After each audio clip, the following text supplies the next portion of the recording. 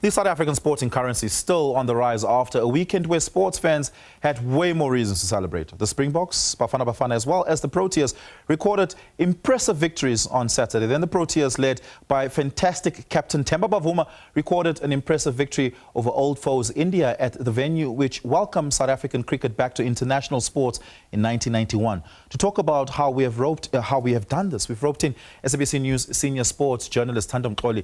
Thando, have we had a weekend like this where we have seen the Springboks, the Proteas and Bafana Bafana all on the same weekend record victories? And I mean, there are some other victories to talk about as well, right? I mean, we could talk about the women's sevens team as well. I'm sure we have. We've been doing really well on the international stage. All these teams have basically built up some nice consistency and have been doing well on the international stage. So I'm sure, I just can't remember when, but we would have had one of those weekends. Yeah. It's nice to see. I mean, like, especially a team like Bafana Bafana, whereby it's small, low margins that they're winning. They're getting the important victories over Zambia, who always is a tricky opponent for Bafana Bafana. Springboks doing it again with 14 men. And the cricketers, that was an impressive performance.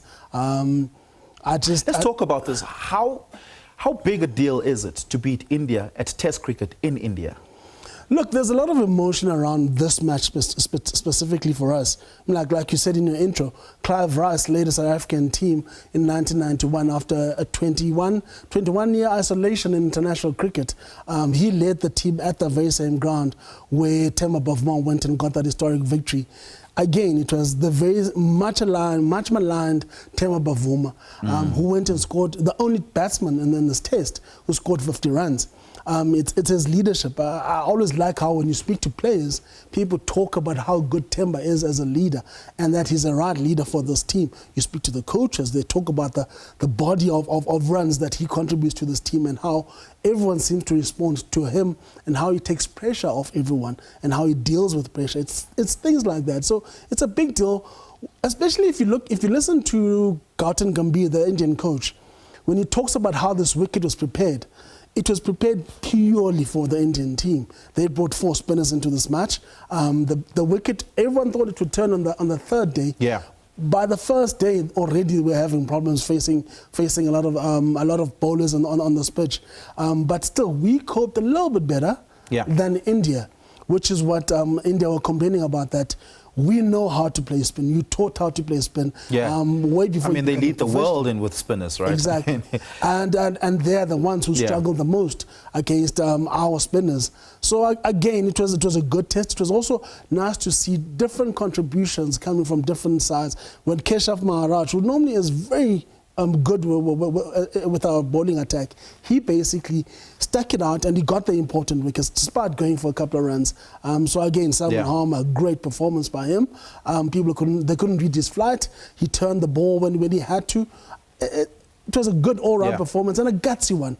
I think this is something that Shuki Conrad and his coaching team have done well with the Proteas. Yeah. They've made them a very hard team to beat. Yeah, let's talk quickly about the Bafana Bafana team. They're a few weeks away from an important campaign, an important AFCON campaign.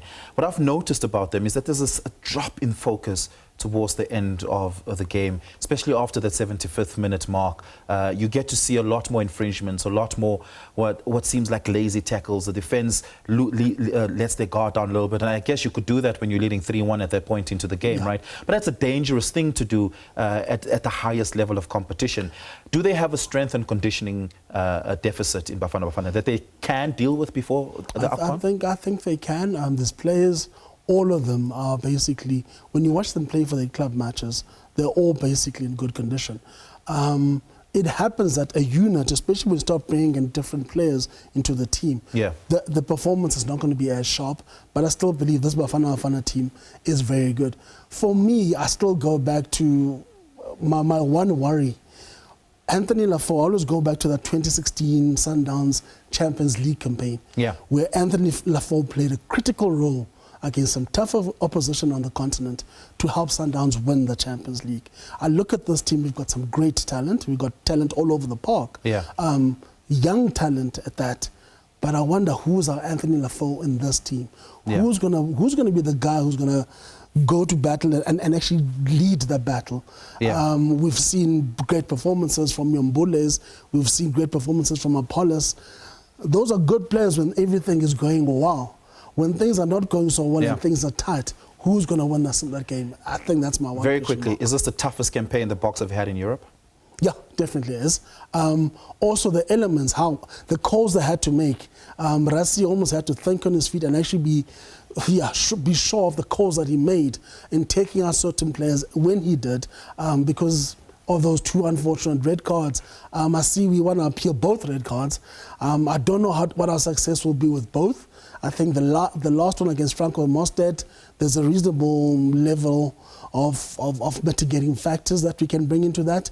I'm still of the opinion that the Lotte Yaga one was, everything was called right and the punishment dished out was adequate. 10-second score prediction against Ireland? We've never beat them in Ireland. No, we've never beat them in Ireland, and they're not an easy team to beat. They scored 50 against Australia this past weekend. I'm thinking 27, 21. To the Boks? Yeah, to the Boks. It should be a close one. If there isn't a red card, we need 15 men on the field. Then I think we can beat Ireland. Thanks a lot, brother. Good. We'll talk again over the weekend as those games unpack. A big weekend coming up for sports. The Proteas, of course, still continuing with their campaign, and importantly, the Springboks having one of their biggest games of the campaign this coming weekend.